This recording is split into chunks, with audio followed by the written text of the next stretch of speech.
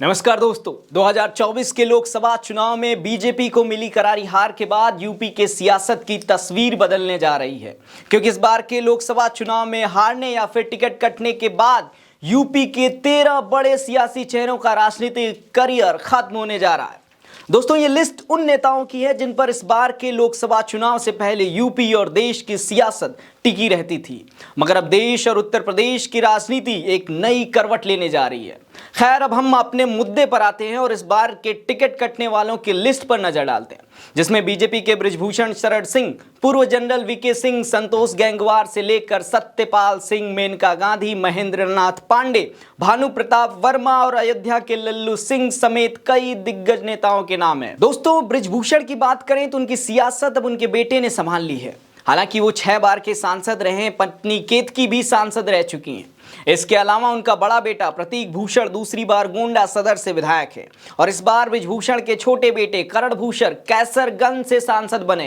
हालांकि महिला पहलवानों से यौन शोषण के आरोप के चलते बृजभूषण का टिकट इस बार बीजेपी ने काट दिया था, जिसके बाद भी उन्होंने बेटे को सांसद बनाया। ऐसे में उन्हें या तो बीजेपी राज्यसभा भेज सकती है या फिर संगठन में कोई पद दे सकती है, क्योंकि बीजेपी को बृजभूषण को पार्टी में रखना मजबूरी है। ये इसलिए क्योंकि आप सब ने देखा है कि इस बार के लोकसभा चुनाव में क्षत्रिय समाज बीजेपी के खिलाफ थी, इसलिए बीजेपी को उन्हें साथ रखना उनकी मजबूरी भी है। पर एक बात तो तय है कि बृजभूषण शरण सिंह अब अपने बेटे को मजबूत करने की कोशिश करेंगे और उनका राजनीतिक सफर लगभग खत्म ही माना जा रहा है। वहीं दोस्तों, हमारे लिस्ट में दूसरे नंबर पे आते हैं 8 बार के सांसद संतोष गंगवार, जो कि मोदी सरकार में केंद्रीय मंत्री भी रह चुके हैं। हालांकि इस बार 76 साल की उम्र के चलते उनका टिकट बीजेपी ने काट दिया था, मगर राजनीति में लंबा समय गुजारने के बावजूद उन्होंने परिवार के लोगों को राजनीति में नहीं आने दिया और इस साल मई में उनकी पत्नी का निधन हो गया था, जिसे देखते हुए अब यह कहा जा रहा है कि संतोष गंगवार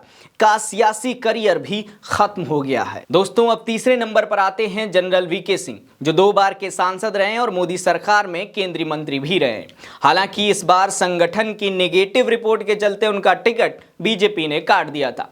कारण जब रिपोर्ट में निकलकर सामने आया तो पता चला कि उनके गाजियाबाद में विधायकों से नहीं पट रही है, गाजियाबाद के विधायकों से उनका खटपट चल रहा है, जिसके कारण उनका टिकट कट गया था। हालांकि टिकट जारी होने से पहले ही उन्होंने एक्स पर पोस्ट कर चुनाव लड़ने से मना कर दिया था, जिसे देखते हुए माना जा रहा है कि उनका सक्रिय राजनीतिक करियर खत्म हो गया है। चौथे नंबर पे हैं आईपीएस अफसर रह चुके सत्यपाल सिंह, जो 2014 में बागपत से चुनाव लड़ने से पहले मुंबई के पुलिस कमिश्नर थे।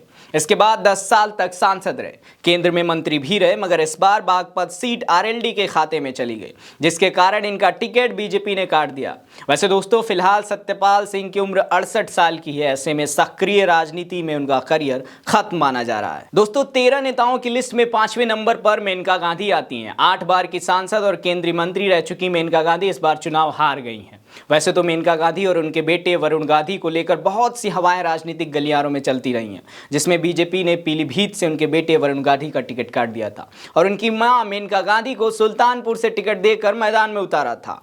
मगर मेनका गांधी की उम्र 67 साल के होने के साथ साथ इस बार का चुनाव वो सुल्तानपुर से हार गई हैं, जिसको देखते हुए ये कहा जा रहा है कि उनकी सक्रिय राजनीति अब खत्म हो गई है। वहीं 6ठे नंबर पर आते हैं राजेंद्र अग्रवाल, जो कि 3 बार के सांसद रह चुके हैं और संसद भवन में यूपी से सबसे ज्यादा सवाल पूछने वाले सांसद भी रहे।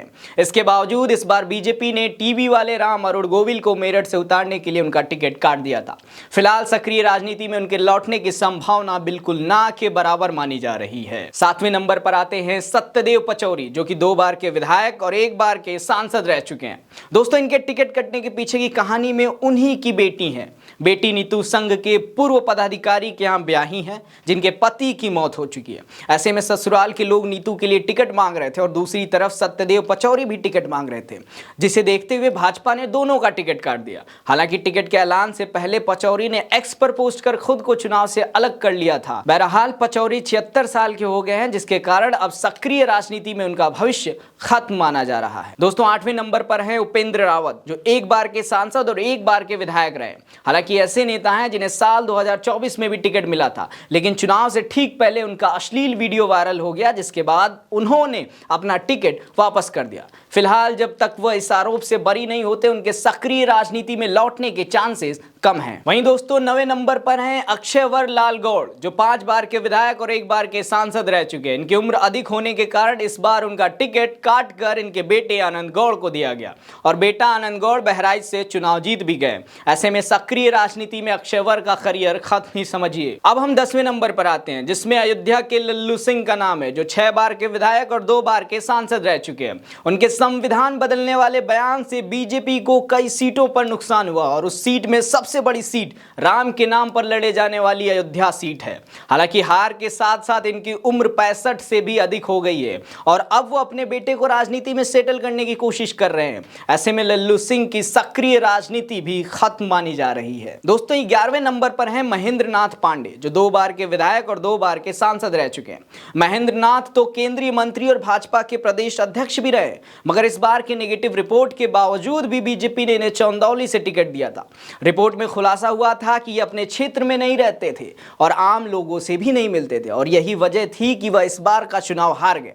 फिलहाल राजनीतिक करियर खत्म है और आगे भाजपा से टिकट मिलना बेहद मुश्किल माना जा रहा है। दोस्तों 12वें नंबर पर हैं जालौन सीट के भानु प्रताप वर्मा, जो 5 बार के सांसद और 1 बार के विधायक रह गए, मगर इस बार के हार को देखते हुए उनके सक्रिय राजनीति को आखिरी पड़ाव पर माना जा रहा है और ऐसा भी कहा जा रहा है कि अब वह अपने जगह राजनीति में सक्रिय अपने बड़े बेटे को सेटल करने का काम करेंगे। वहीं आखिरी नंबर पर आते हैं दोस्तों जौनपुर के कृपा शंकर सिंह, जो जौनपुर के निवासी जरूर है लेकिन फिलहाल मुंबई में रहते हैं और मुंबई से 2 बार के विधायक और कांग्रेस में मंत्री भी रह चुके हैं। हालांकि 2021 में कांग्रेस छोड़ भाजपा में शामिल हो गए थे और इस बार बीजेपी ने कृपा शंकर को जौनपुर चुनाव से मैदान में उतारा, मगर हार के कारण नेताजी को कुछ नहीं मिला। वहीं 73 साल की उम्र होने की वजह से उनका राजनीतिक करियर खत्म माना जा रहा है। खैर दोस्तों आज के लिए इस वीडियो में इतना ही। मेरा नाम है अरुण चौरसिया।